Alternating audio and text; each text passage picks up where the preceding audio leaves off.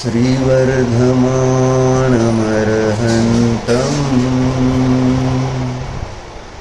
नत्वा बालप्रबुद्धये विरच्यते मितस्पष्ट संदर्भन्यायदीपिकाम्.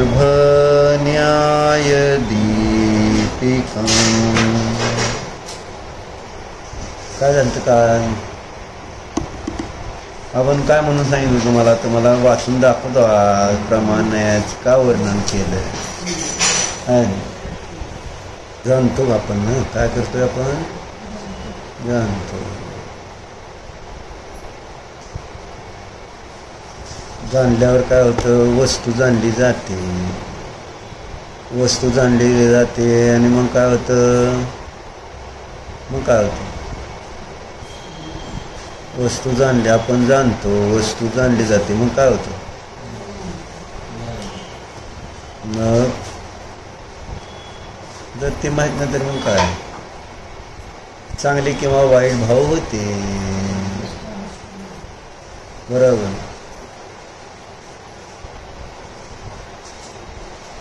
इष्ट अनिष्ट भाव केव्हा होतील, जेव्हा तुम्ही जाणता तेव्हा. त्या जाणण्यामध्ये जर दोष असतील तेव्हा. ज्या जाणण्यामध्ये दोष नसतील त्यामध्ये इष्ट आणि अनिष्ट भाव होत नाही. केवळ ज्ञान पण जाणतं, केवळ ज्ञान विश्वातल्या सगळ्या पदार्थाला जाणतं, केवळ ज्ञान भूत भविष्यातल्या सगळ्या पर्यायांना जाणतं. परंतु केवळ ज्ञानामध्ये इष्ट अनिष्ट भाव होतात का, त्यांचंही ज्ञान जाणतं, त्यांच्या ज्ञानात ही ज्ञ झळकतात आणि त्यांना ज्ञानाचं फळ पण दिसून येतं. त्यांच्या पण ज्ञानामध्ये विषय झळकतात, म्हणजे अज्ञान दूर होतं. अज्ञान दूर झाल्यानंतर पुढं काय घडतं तर उपेक्षा, समता भाव दिसून येतो का नाही. तिथं काही सुद्धा राग द्वेष दिसून येत नाही. बरोबर आहे का. आणि म्हणून ते सुखी आहे, कारण पदार्थासंबंधी कल्पना केल्यामुळंच रागद्वेष होतात. पदार्थांना जसं आहे तसं जाणल्यानंतर रागद्वेष होत नाही. म्हणून जसं आहे तसं जाणण्याला सम्यक दर्शन सम्यक ज्ञान म्हटलंय. जाणणं श्रद्धान करणं, जसं आहे तसं जाणावं लागेल ना. तुमच्या मर्जीनं का जाणताय, तुमचे आज कर्म ज्या पद्धतीचे आहेत ते उदयात आहे ना. म्हणजे ज्ञान जाणत असताना त्याला सहकारी कारणं पण असतात. बरोबर, मोह आहे, बरोबर आहे का नाही. त्याचं अवलंबन घेऊन, इंद्रियांचं अवलंबन घेऊन आहे ना. परत प्रत्येक नामकर्माचं अवलंबन घेऊन, वेगवेगळ्या अंतराय कर्माचं अवलंबन घेऊन काय करतो, हा त्या वस्तूला पाहतो. आणि मग होतंय काय, आपण जसं आहे तसं जाणत नाही ना वस्तू. अडचण अशी, जसं आहे तसं आपल्याला समजणं. आपल्याला जसं आहे तसं समजलं का नाही. कॉफी कशी आहे ती समजलं का नाही, समजलं नाही. समजलं म्हणायचं त्याला, समजलं कशाला म्हणते, समजलं कशाला, समजसारमध्ये त्यांनी दिलेलं आहे तसं. जेव्हा चर्चा कर्ता कर्माधिकारमध्ये सुरू केली की कर्ता कर्मबुद्धी परद्रव्यामध्ये कर्तृत्व भाव का होते, त्यावेळेस कुंदकुंदाचार्य म्हटले की हा जीव ज्ञान स्वरूप आत्मा आणि जे आश्रव भाव आहेत रागादी, या दोघांमध्ये अंतर जाणत नाही आहे ना. आणि ते अंतर म्हणजे भेद करत नाही. ते वेगळं आहे, मी वेगळं आहे काय. आणि त्यावेळेस तू काय करतो मग आहे ना, क्रोधादी विभाव भावाने परिणत होतो. आपल्यामध्ये क्रोधादी भाव केव्हा होतात, रागद्वेष भाव केव्हा होते, आपण आणि आश्रव भाव यांना वेगवेगळं जाणत नाही ना. जे आपल्यामध्ये कषाय उत्पन्न होतात त्या कषाय भावाशी स्वतःला आपण अभेद करून अनुभवतो. ते म्हणजे मी म्हणजे ते. अशा पद्धतीने त्या आश्रव भावामध्ये एकत्व केलेलं असतं आणि आपल्याला त्याच्यापासून वेगळं आपलं अस्तित्व भासित होत नाही. आणि म्हणून मग आपली काय होते, त्या रागादी भावांमध्येच प्रवृत्ती होते आणि ती होत असताना आपल्याला कर्माचा बंध होतो. असं जिनेंद्र देवाने सांगितलं, कर्माचा संचय होतो. कर्म येते, कर्म येऊन मग जीवाशी बांधले जातात आणि याला जिनेंद्र देवाने बंध असं म्हटलेलं आहे.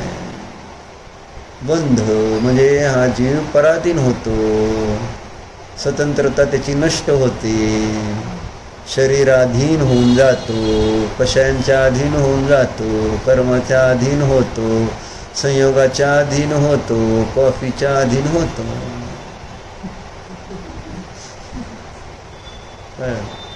अधीनता मला सांगायची काय होते ते, विकली तरी पाप आहे.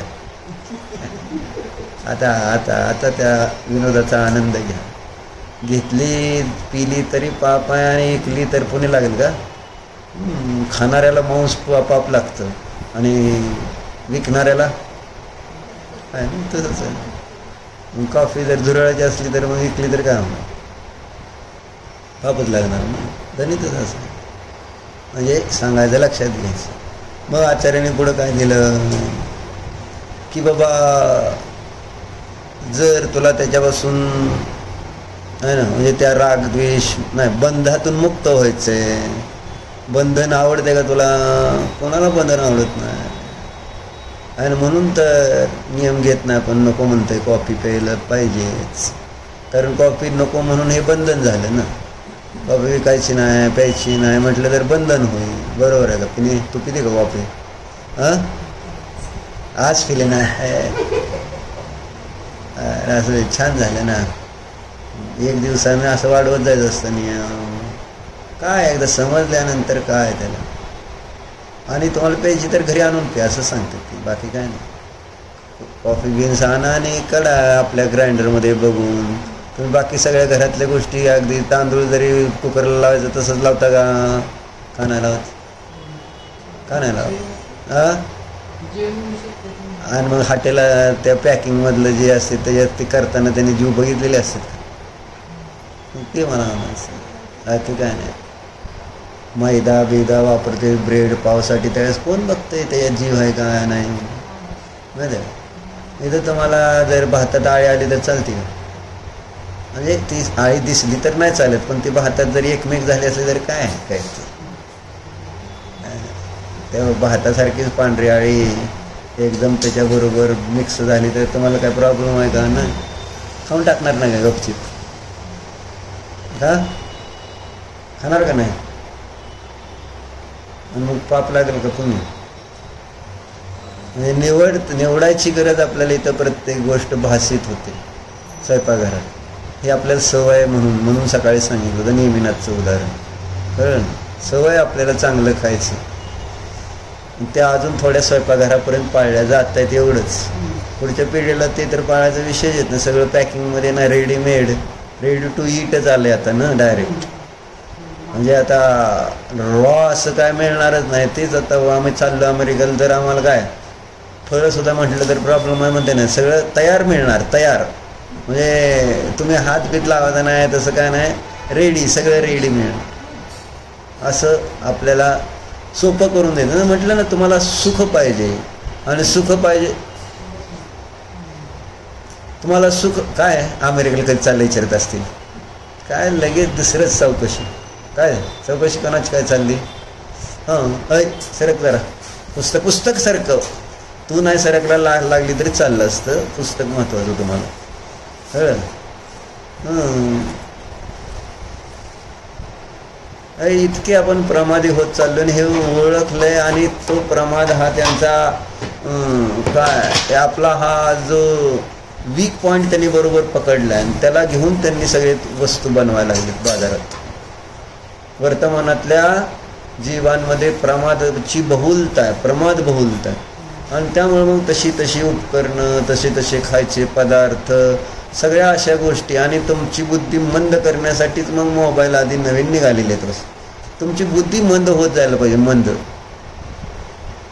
म्हणून सांगितलं स्टीव्ह जॉबनं आपल्या मुलांना दिलं नाही मोबाईल 15-20 वर्ष असतो माहिती आहे. त्यांनी लिहितात स्वतःच, कारण त्यांना माहिती आहे यात काय प्रॉब्लेम आहे ती.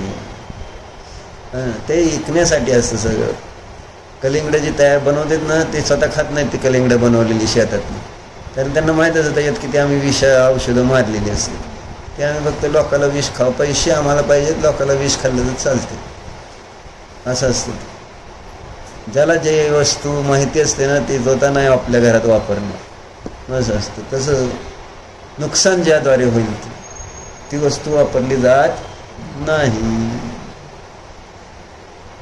मग काय पाहिजे आपल्याला? बंधन नको आहे, नाही का ना. सगळं आपल्याला आणि कोणतं बंधन नको आहे? शरीराच्या अपेक्षेने इंद्रिय विषय भोगाचं बंधन नको आहे. आणि इंद्रिय विषय भोगाचं बंधन नको आहे याचं कारण काय? आपल्याला आपण शरीर आहे असं वाटतं, आणि त्यामुळं शरीराच्या उपकारासाठी आपण आत्म्याला बंधनात ठेवायला तयार आहे, आत्म्याच्या उपकारासाठी शरीराला बंधनं घालायला तयार नाही. इतकं आपलं शरीराशी एकत्व ममत्व झालेलं आहे. बरोबर आहे. यद्देहस्य उपकाराय तज्जीवस्य अपकारम, यज्जीवस्य उपकाराय तद्देहस्य अपकारकम. श्लोक येतोय, छान येतो. म्हणायला तुम्हाला परमिशन आहे का? खरं तर सांगा. मग काय म्हणून लाभ काय मला सांग. आपल्याला कळलं पाहिजे, त्याचा अर्थ समजतो, भावापर्यंत पोचलं पाहिजे का. जे जीवाच्या उपकारासाठी असतं ते देहाच्या अपकारासाठी. इंद्रिय विषय भोगांवर बंधन, संयम है ना. कशात वाचलं मी? काजच वाचलं.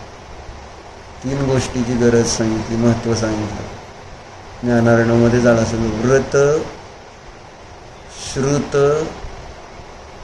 आणि तप, या 3 गोष्टीची गरज आहे सांगितलं ध्यानासाठी. व्रत, श्रुत आणि तप. जर तुम्हाला चांगलं ध्यान करून तुमचं आत्मकल्याण करायचं असेल, असं सांगायचं काय मला. आपल्याला शरीराला है ना, मी शरीर आणि इंद्रिय सुख आहे असं मानलं गेल्यामुळं आपल्याला त्याच्यातून बुद्धी बाहेर लवकर निघत नाही आहे. हे विपरीत ज्ञान आहे ना, हे ज्ञानाचा फॉल्ट आहे. ते सांगत ना सुरुवातीला. जसं आहे तसं नाही ना इंद्रिय ज्ञान ग्रहण करत. इंद्रिय ज्ञान जसं नाही तसं ग्रहण करत आहे. हे जे चष्मे आहेत इंद्रियांचे, ते विपरीत वस्तूला ग्रहण करणारे आहेत. जशी वस्तू आहे तसं ग्रहण करणारी ही इंद्रिय नाहीत. ती इंद्रिय जे इंद्रियाच्याद्वारे आपण जाणतो त्या वस्तूला आपण उलटं ग्रहण करत असतो. म्हणजे तिथं सुख नाही तर सुख वाटतं, तिथं ज्ञान नाही तर ज्ञान वाटतं. जसं मृगमरीचेमध्ये पाणी नाही तर पाणी वाटतं, नाही का नाही. तशा टाईपमध्ये इथं इंद्रिय ज्ञानाद्वारे आपण वस्तू ग्रहण करत असताना त्या ठिकाणी आपल्याला सुख, ज्ञान, दुःख सगळं बाहेरच दिसतं इंद्रिय ज्ञानामुळे. सुखाची कारणं बाहेर, दुःखाची कारणं बाहेर, ज्ञानाची पण कारणं बाहेर आणि अज्ञानाची कारणं पण सगळं काय म्हणून बाहेरच. आणि म्हणून याचा सगळा पुरुषार्थ बाहेरच चाललेला आहे ना, स्वतःला विसरल्यामुळं. मी बाबा वेगळा आहे, नाही हे शरीराचा माझा संबंध, सुटणार आहे. त्याच्यासाठी केलेलं पापाचं फळ जीवाला भोगावं लागतंय. जीव त्याच्याबरोबर केलेला मोह, त्यामुळं दुःख कोणाला भोगावं लागणार. त्या राजाने त्या फळामध्ये आसक्ती केली, कुठे गेला माहिती आहे ना, चक्रवर्तीनं. नमोकार मंत्र सुद्धा तुम्ही लिहिणार का नाही पायाने कॉफीसाठी? मग नियम घे बघ, लगेच सिद्ध होईल. म्हणजे आपण वाटतं आपल्याला, पण आपण इतके म्हणलं ना, हृदय आपलं कठीण झालेलं, आपल्याला समजेना ना. त्या चक्रवर्तीनं त्या फळाच्या आसक्तीपोटीच केलं ना. फळाची आसक्ती म्हणून कुठं गेला, कुठं किंवा त्यांनी पहिल्यांदा त्या राजाने काय केलं होतं, खीर गरम लागली म्हणून अख्खं पातीलं काय वतलं त्या स्वयंपाकाच्या अंगावर. कशामुळं केलं हे सगळं? केवळ पराची आसक्ती, शरीराची आसक्ती, संयोगाची आसक्ती, जरा बाहेर यायला हवं, श्रद्धेनं तर बाहेर यावं. श्रद्धा तर अगदी दृढ करूया. आज एक एवढी संधी आहे श्रद्धा व्यवस्थित करायची, आणि ती श्रद्धा व्यवस्थित करायचा उपाय ज्ञान आहे. ज्ञान आहे, ज्ञान आहे, सम्यक ज्ञान आहे. सम्यक ज्ञान जर असेल तरच आपली श्रद्धा सम्यक होईल, विपरीत श्रद्धा दूर होईल. नाहीतर विपरीत श्रद्धाचं कारण कोण आहे? विपरीत ज्ञान आहे ना.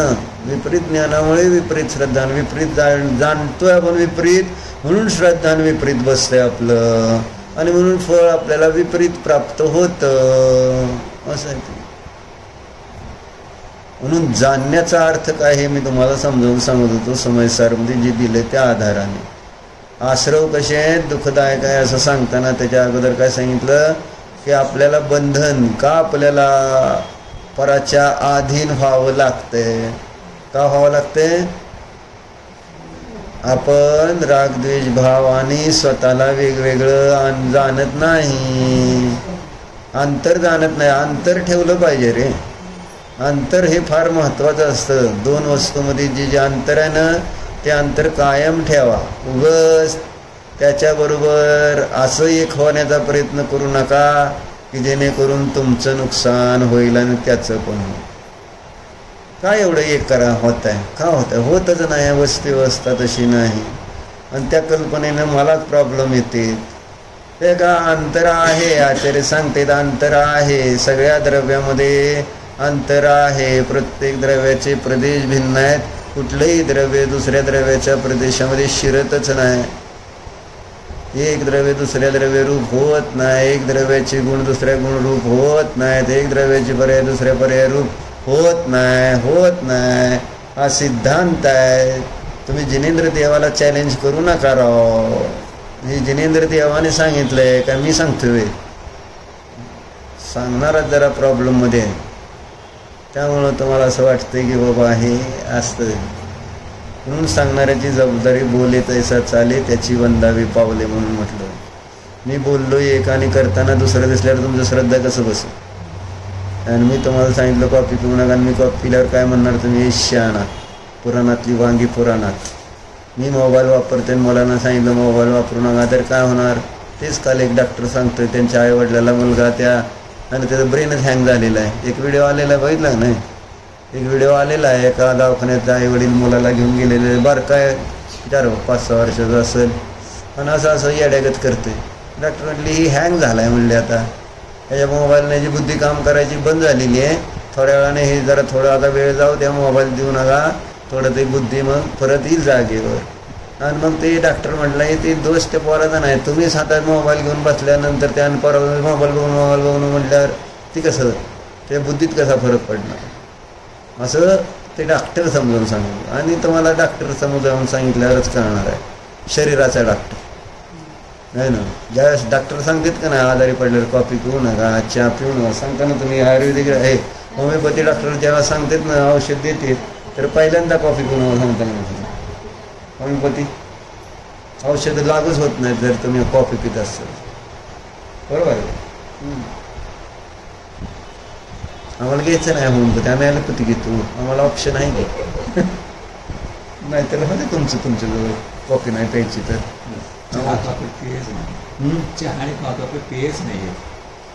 हो की तुमचं बरोबर आहे सगळं डॉक्टर.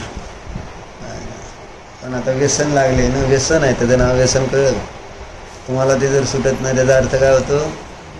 व्यसन आहे ते, व्यसन आहे. आपण आपल्याला कबूल होत नाही, व्यसन कबूल होत नाही. आपण दुसऱ्याला सांगतो असं नाही असं नाही असं नाही असं नाही, आणि आपण म्हणतो कसं काय समजत नाही.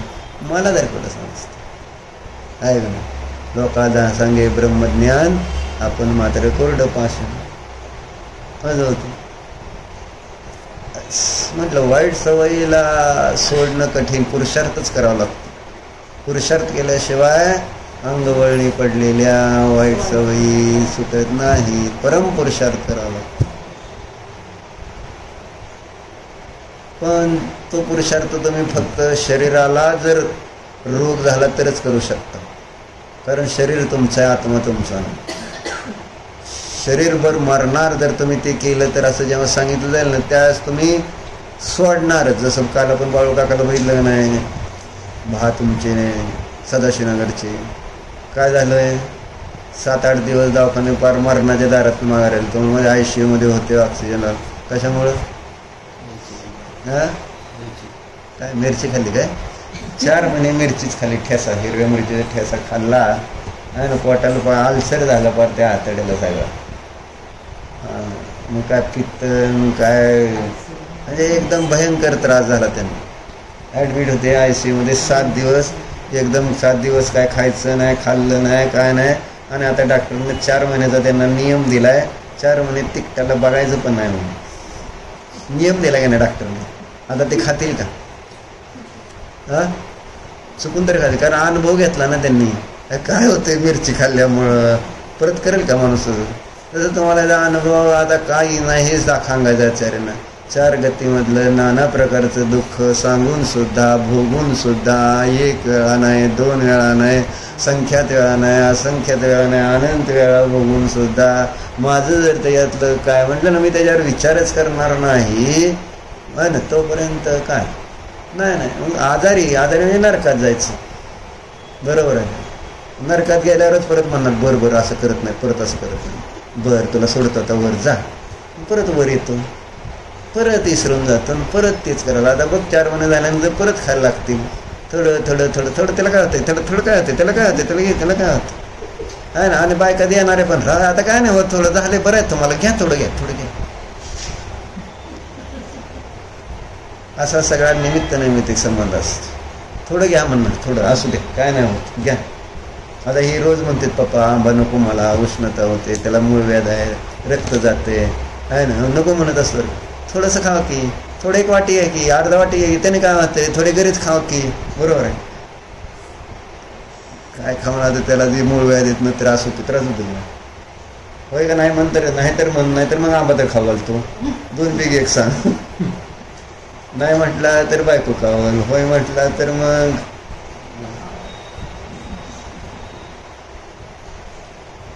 काय होतोय का त्रास, का आंबा घेतला नाही. बरोबर आहे. म्हणजे काय बरोबर आहे, बायकोचं बरोबर आहे का तुझं बरोबर आहे का? मग खोड उठले होते का?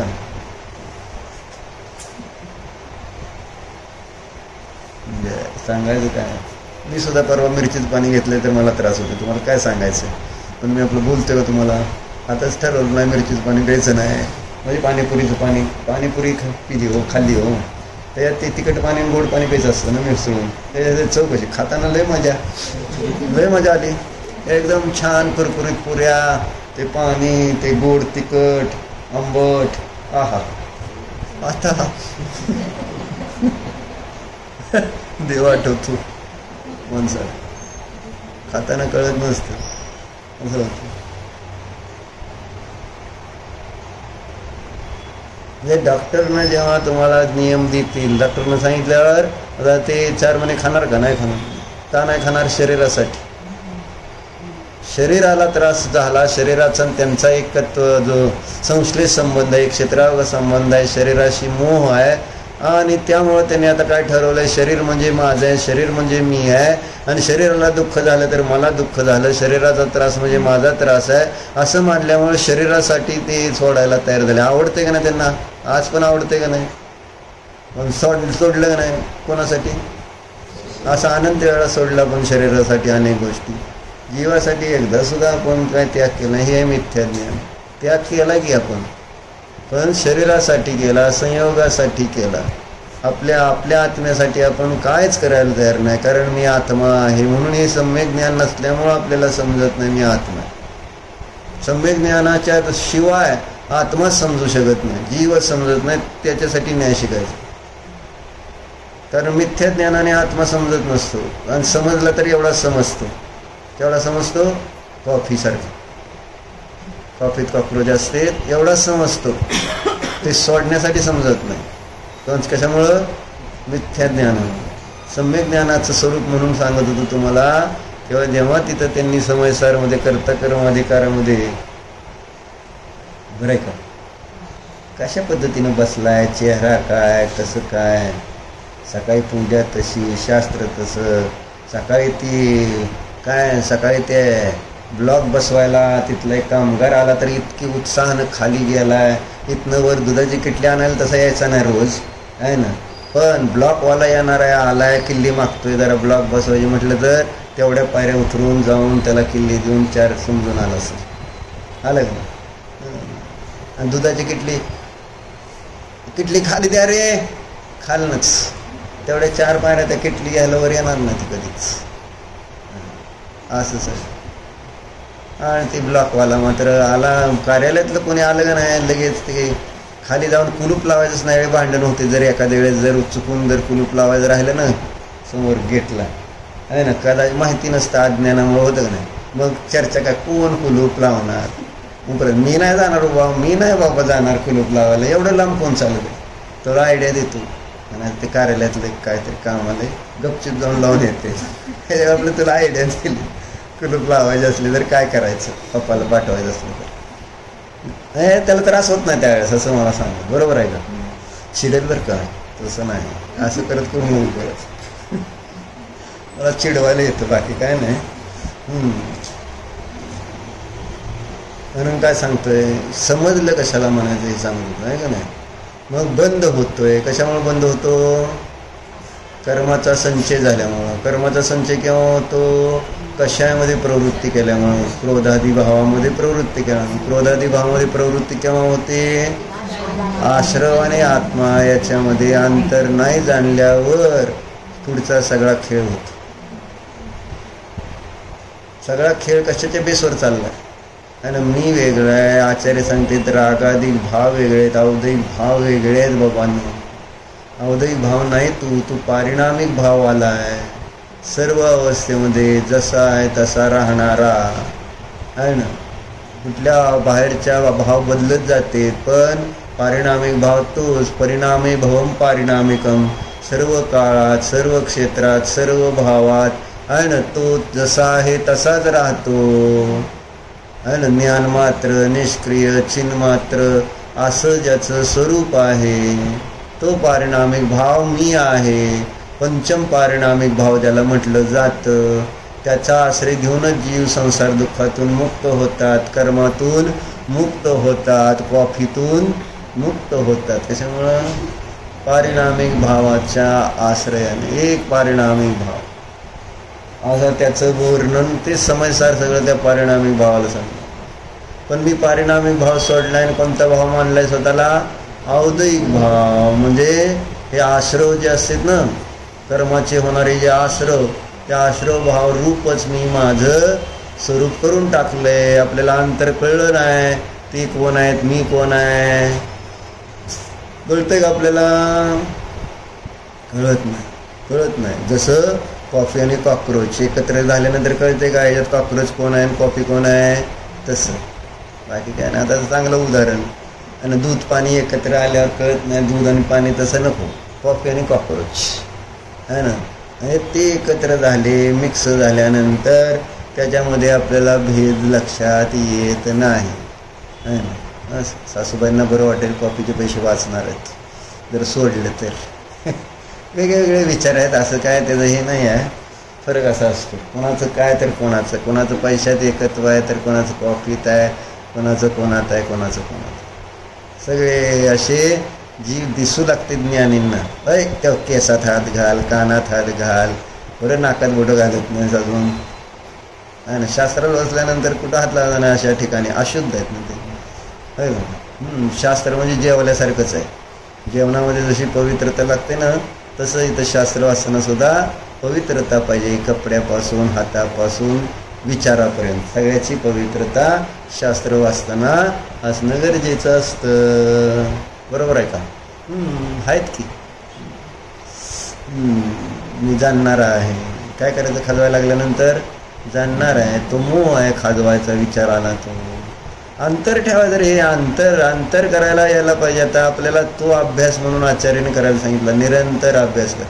त्याचं नाव आहे शास्त्रात आपल्या रोजच्या भाषेत भेदज्ञान. अंतर म्हणजे भेदज्ञान करा, भेद करा, भेद.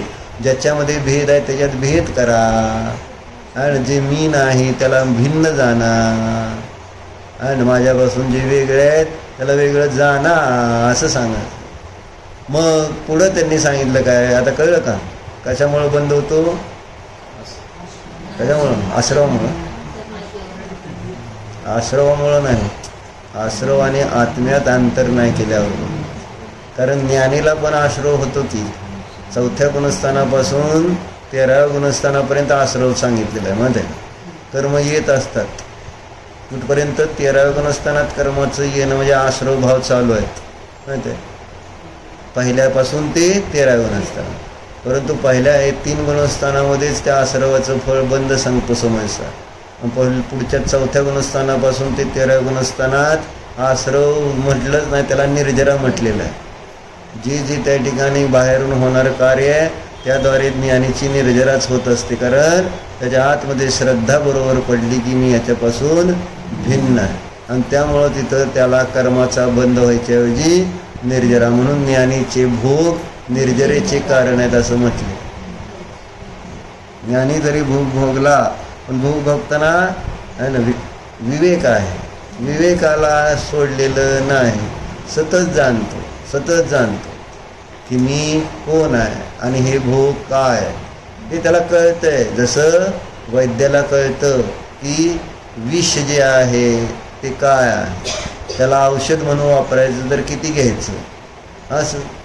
म्हणून उदाहरण दिलं, जसं तो वैद्य विष आहे ना प्राशन करतो तरी मरणाला प्राप्त होत नाही असं सांगते. बाकीच्या तुम्ही आम्ही विष पिलं तर मरणार, पण वैद्यांनी ज्यावेळेस विष प्यायला सांगितलं किंवा त्याने पिलं तर ते मरणार नाही. कारण त्याला माहिती आहे की हे कशाचं औषध, हे औषध आहे आणि या रोगाला मारणार आहे, त्या मनुष्याला मारणार नाही असं असतं. म्हणून ज्ञानीचे भोग निर्जरेचे कारण म्हटले जाते. ज्ञानीला भोगानं बंद होत नाही. म्हणून बंधाचं कारण सांगताना त्यांनी सांगितलं बंधाधिकारामध्ये काय, अंगाला लावलेलं तेल बंधाचं कारण आहे ना. जेव्हा एखादा व्यक्ती व्यायाम करतोय आहे ना, व्यायाम करताना तिथं कशात आखाड्यामध्ये तालमीत व्यायाम करतोय, तिथं माती भरपूर आहे ना, आणि तेव्हा व्यायाम करताना काय होतं, तेल लावून जर व्यायाम केला तर काय होईल, तर ती सगळी माती अंगाला चिकटणार आहे. माती चिकटण्याचं कारण कोण, तेल आहे ना. दुसरा एक व्यक्ती आहे ज्याने अंगाला तेल न लावता तिथंच व्यायाम करत होता, त्याच्या अंगाला माती चिकटते का, नाही चिकटत. बरोबर आहे का नाही? मग बंधाचं कारण कोण, ती माती आहे का तो व्यायाम आहे?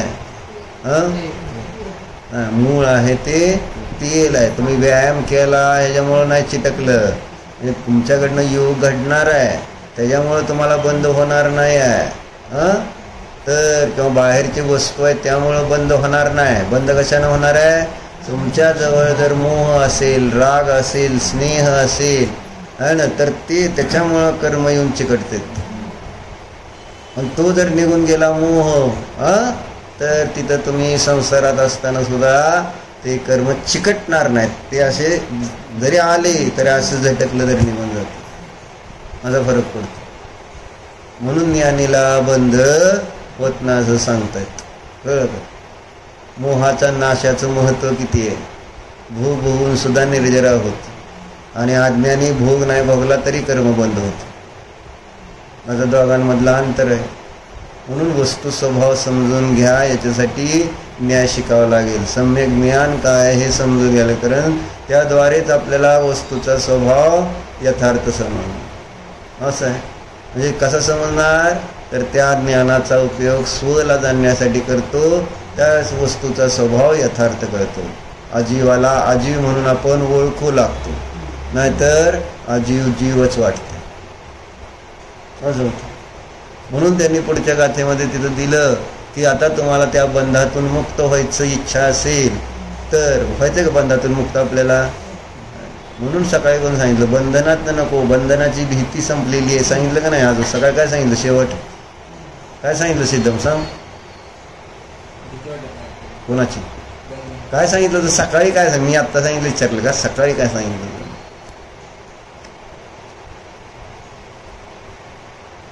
सगळी अशी हँगमध्ये हँग होते त्याची. सकाळी काय असं जसं काय लय भारी आहे राव तुम्ही सगळे. छान.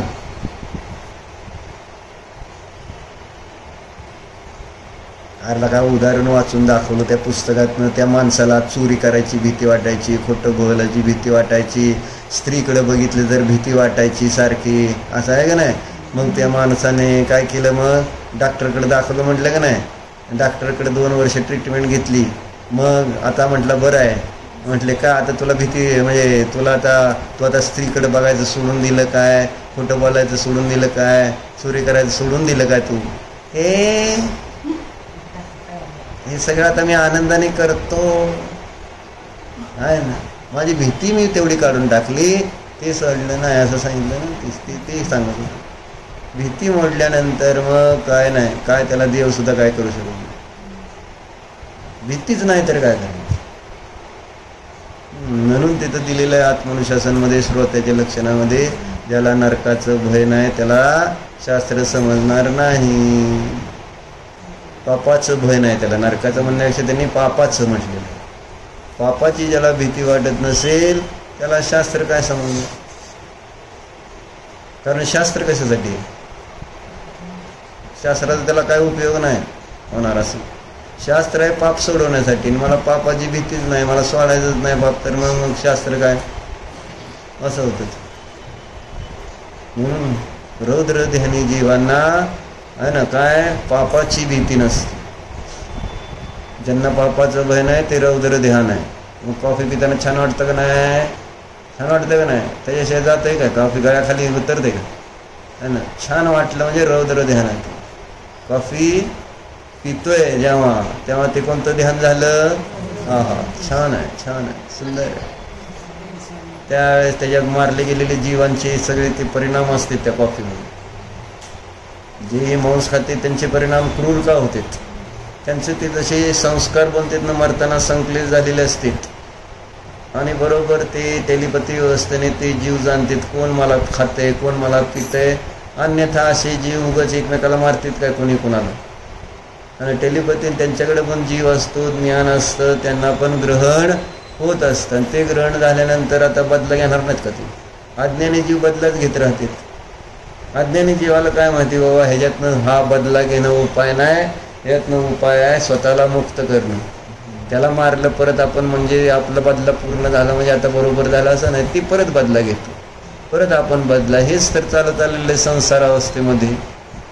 अज्ञानीला उपायच कळत नाही ना. काय होतं सांगितलं, शिवी द्यायची, शिवी द्यायची, दे शिवी दे दे, असं म्हणजे पी कॉफी पी, है ना, असं म्हणायचं. म्हणजे बरोबर आहे का की नाही, प्या ग बघा. मग पुढं काय बघायचं जे असेल तसं, असं पी अजून पी अजून. लय आपण लहान बोलू कधी कधी ऐकत नाही, त्याला बरं कर आहे ना. त्याला जरा त्रास झाल्यावर मग गपचिप बस म्हटलं होतं ना, हात लावून म्हटलं होतं ना. त्याला 4 वेळा गप बस बस बस म्हटलं, नाही म्हटल्यावर काय करणार, ते लावून पोळलं बिळलं की म्हणताय बरं नको म्हणू आता ना. आता पोळस तर वाट बघणार असलं तर बघा बाबा, माझं काय अडचण. सांगायचं काय होतं म्हणजे सम्यक ज्ञान काय सांगायचं मला. हे आपल्याला असं नुसतं समजलं हे वाईट आहे हे चांगलं आहे हे समजलं म्हणत नाहीत आचार्य. मग त्या आश्रवापासून निवृत्त व्हायचं कसं हा प्रश्न जेव्हा आला त्यावेळेस तिथं प्रश्न केला शंकाकाराने की काय करू, तर म्हटले अंतर्जान. दोन्हीमध्ये अंतर्जान वेगवेगळे आश्रव आणि आत्मा असं सांगितलं त्याने आचार्यांनी. काय जो जीव आत्मा आणि आसना जय्या इमेन जीवनादा सामानयत हेव नादम हो दिविसे संतरम तय्यान बंधवसे. त्याला बंध होत नाही. कोणाला बंध होत नाही, डॉक्टर यांच्यामध्ये अंतर जाणतो, भेद जाणतो, त्याला बंध होत नाही. काय सांगितलं, नादम, नादमध्ये जाणतो. काय जाणतो, आत्मा वेगळा आश्रय वेगळा असं जाणतो, त्याला बंध होत नाही. मग शंकाकाराने परत शंका विचारली, राव नुसतं जाणून काय बंधात मुक्त होणार का, जाणलं की आहे ना, जाणलं की झालं बंधनातून सुट्टी. मग त्यांनी तिथं त्या जाणण्याचा अर्थ स्पष्ट केला. जाणणं म्हणजे काय असतं आहे ना. मग त्यांनी दोन गोष्टीची मैत्री दाखवली, ज्ञान नाही आणि क्रिया नाही. ज्ञानाचं आणि क्रियाचं आहे. एकटं ज्ञान असेल तरी त्या ठिकाणी त्या आश्रवापासून मुक्त होणार नाही. एकटी क्रिया असेल तरी आश्रवातून मुक्त होणार नाही. ज्ञान पण पाहिजे आणि क्रिया पण पाहिजे, है ना. म्हणजे त्या ज्ञानाला ज्ञानच म्हटलं नाही जे ज्ञानाने माझं ज्याच्यात अहित आहे हे समजून त्याच्यामध्ये प्रवृत्ती करेल तर, है ना. एखादी गोष्ट मला दुःखदायक आहे असं मला समजलं आणि मी त्याच्यामध्ये प्रवृत्ती केली तर मला समजलं का ते दुःखरूप आहे? त्याला ज्ञान म्हणणार का? आश्रव दुःखदायक आहेत त्यांनी तिथं दिलं. मग 72 गाथेमध्ये की आश्रभाव कसे आहे? नादू न आसवानमस चित्तम च विवरीय भावम च बाहोम च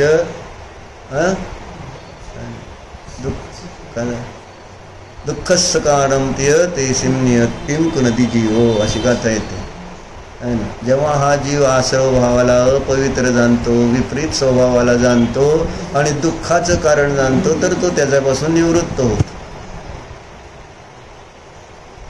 अय डोळ्याला हात लावायचा नाही म्हणून सांगितलं नाही, कुठं हात लावायचा नाही म्हणून सांगितलं. हे मलाचे द्वार आहेत माहिती आहे तुम्हाला. चेहऱ्यावर 9 मलाचे द्वार आहेत तुम्हाला, का 8 नाही 7 द्वार आहेत. 7, 2 कान, 2 डोळे, 1 नाक, 7 आहेत ना. हे 6 झाले. 7वं कोणतं? 2 कान, 2 डोळे, 4 झाले, 1 नाक, 5 आणि 1 जीभ आणि तोंडातनं लाळ गळते. हे 6 मलद्वार आहेत. मल त्याच्यातनं वाहत असतो मळ. नाकात घाण, तोंडातनं लाळ, डोळ्यात घाण, कानात घाण. हे 6 झाले. 7वं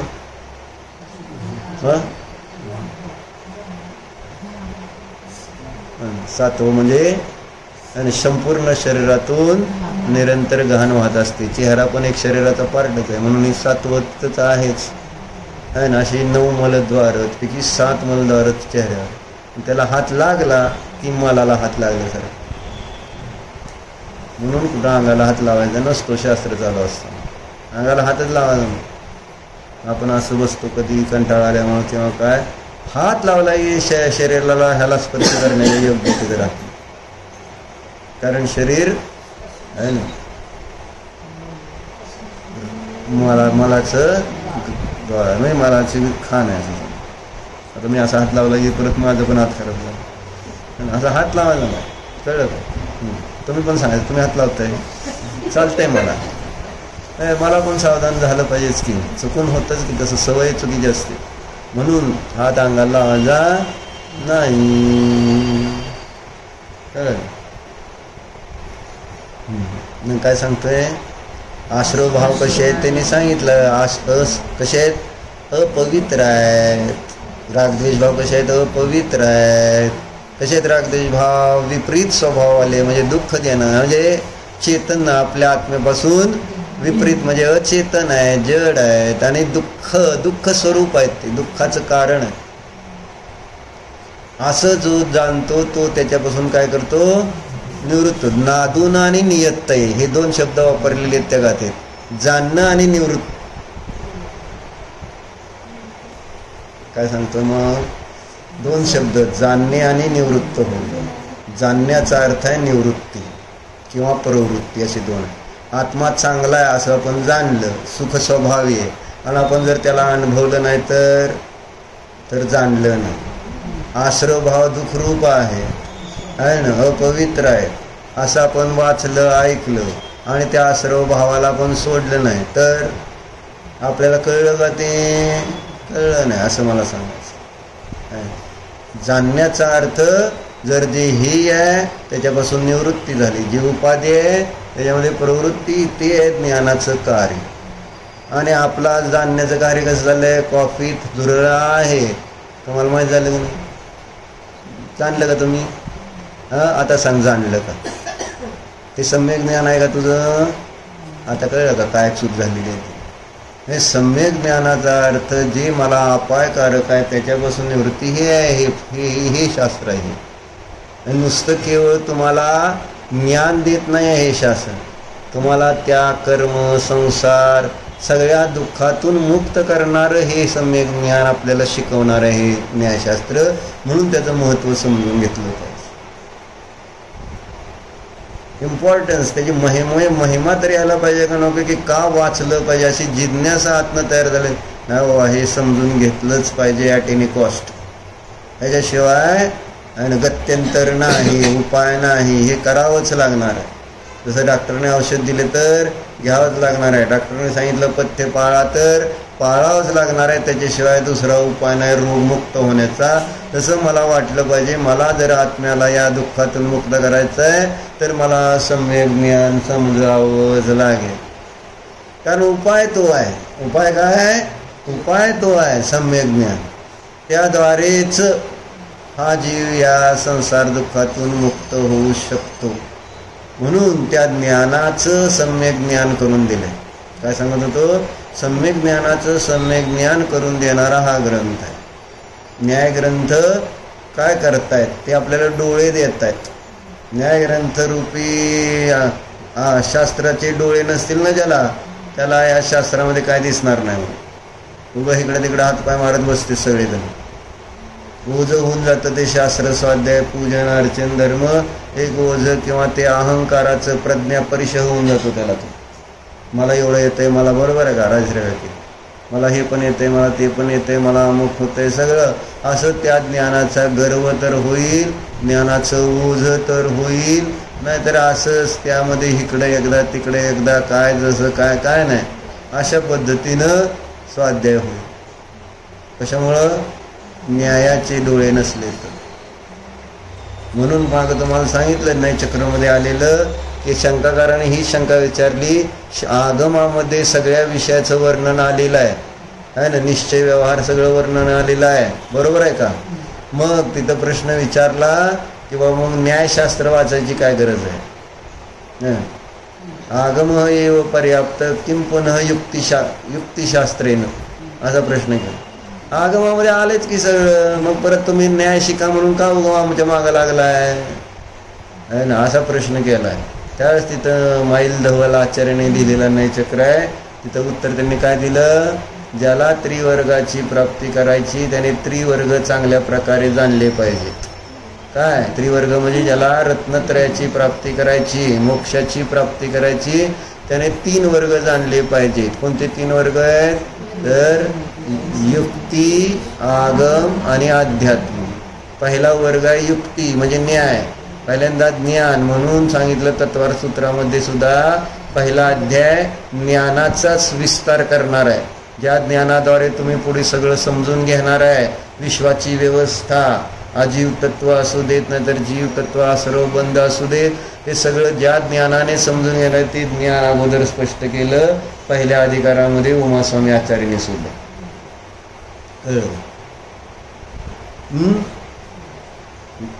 काय सांगा?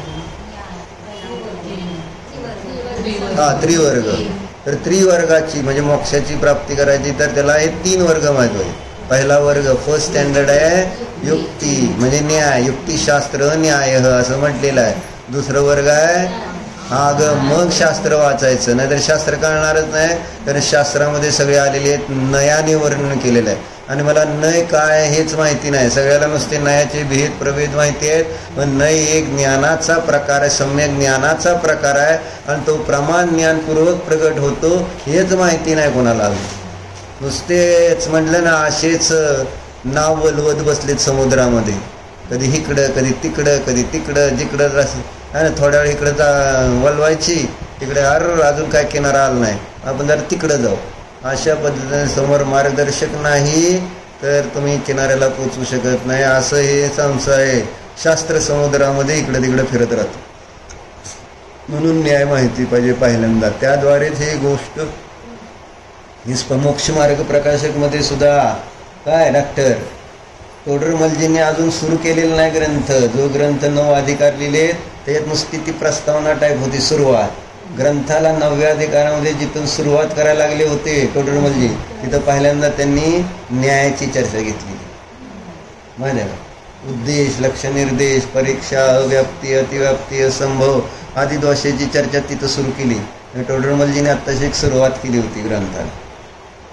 एवढा ग्रंथ जो झाला ना टोडरमलजीचा, त्यांच्या डोक्यामध्ये केवढा मोठा ग्रंथ असेल मोक्षमार्ग प्रकाशक. तिथंच त्यांना मग घेऊन गेले ते आणि हातीच्या पायाखाली घेऊन मारले. असं झालं. तोडरमल्लीला वयाचं 45 वर्ष. काय परिस्थिती आहे बघा. एवढा चांगला माणूस काय नाही, दया नाही, माया नाही, काय नाही. लोकांनी फूस घातली राजाला, राजाने आदेश काढला, हत्तीच्या पायाखाली देऊन टाकला झालं. कारण ज्यावेळेस ते लिहित असताना किंवा काय चर्चेमध्ये आलं असेल, कुठेतरी हिंदू धर्माची वगैरे निंदा झाली असेल, है ना, म्हणजे त्याच्यामुळं त्यांनी उठवलं बा उठळ, हे निंदा करणारे आहेत, ह्यांना मानत नाही, ह्यांना असं म्हणते तसं म्हणते म्हणून झालं. राजा ज्या धर्माचा, त्या धर्माच्या विरुद्ध जो कोणी करेल त्याला खलास. जसं आज वर्तमानात मुस्लिम लोक करत आहेत, त्या इराणमध्ये, तिकडं तालिबानमध्ये, ते एक फक्त मुस्लिम पाहिजे त्याच्यासाठी. काय बाकी दुसरं कोणी काय समजत नाही आम्हाला. आता पहिलगाममध्ये मारली, हे आहे, त्यांना कळत नाही काय. राजा असं असतं, जर विवेकी नसला तर. घटना अशी घडते. म्हणजे न्याय पहिल्यांदा, सम्यक ज्ञान पहिल्यांदा, न्याय पाहिजे, मग आगम, मग अध्यात्म. म्हणून त्यांनी पुढचा एक श्लोकमध्ये दिलं की जर तुम्ही हे शिकला नाही न्याय, तर काय होईल? योग्य वस्तू अयोग्य वाटते, अयोग्य वस्तू योग्य वाटते, असा श्लोक दिलेला आहे. युक्त अयुक्तवत, अयुक्त युक्तवत वाटतं केव्हा? जेव्हा जर न्याय नसला, म्हणजे प्रमाण न्यायाचं ज्ञान नसेल, तर योग्य आणि अयोग्यामधलं अंतर कळत नाही. कॉफी योग्य का अयोग्य आहे विचारते मी. नरोवा कुंजरोवा करू नका नाहीचं. माझं का सांगायचं काम आहे ना, मी सांगणार, मी जबरदस्ती काय नाही करणार, एवढं मी ठरवलेलं आता. योग्यता वर सोडून द्यायला पाहिजे ना, डिपेंड. आपणच विचार केला पाहिजे ना प्रत्येकाने. जर प्रत्येक वेळेस समोरच्याने काठी जर देत राहिला तर मग ते होणारच नाही ना, ताकद येणार नाही तुमच्या विचारांमध्ये. विचारांमध्ये ताकद येण्यासाठी आपण स्वयं त्याच्यावर चिंतन मनन करणार, तर आपण आहे ना योग्य मार्गावर जाणार आहे. गायडन्स करणं काम आहे ना. शेवटी चालावं लागेल आपल्याला, प्रत्येकालाच आपल्या बुद्धीने. दुसऱ्याच्या बुद्धीचं काम इथं नाही नसतं, व्यवस्थाच तशी नाही आहे. त्यामुळे प्रत्येक वस्तू स्वतंत्र. म्हणून न्याय का शिकायचा? का शिकायचा? योग्य वस्तूला योग्य जाणण्यासाठी, अयोग्याला अयोग्य याचा निर्णय आपल्या ज्ञानात व्यवस्थित होण्यासाठी. आणि त्याद्वारे काय होणार आहे? आपलं श्रद्धान सम्यक होणार आहे, आणि मग आपल्या जीवनामध्ये चारित्र्य सम्यक येणार आहे, की ज्याद्वारे संपूर्ण कर्माचा नाश होऊन आपण मोक्षाला जाणार आहे. मग नो प्रॉब्लेम. मग माझं असलं काय ऐकून घ्यावं लागणार नाही मोक्षात. कॉफी प्यायची का नाही प्यायची, तिथं सगळी कॉफी प्यायची. मग तर हॉर डॉक्टर सांगायचे ना, जगातलं सगळी कॉफी प्यायला मिळणार तिथं. कारण एका क्षणात जाणतं ना सगळे, जेवढी भूतकाळात कॉफी झाली, वर्तमानात होत आहे, भविष्यात सगळ्या कॉफी त्यांच्या ज्ञानात झळकतील टेस्ट सहित. नाही पण बंद नाही. कशी मजा आहे का? मग ही सगळी प्यायची का थोडी थोडी प्यायची एवढं ठरवा. आणि इथं सगळी कॉफी एकदम पाजू शकतो आम्ही, शुद्ध कॉफी. ओम नमः.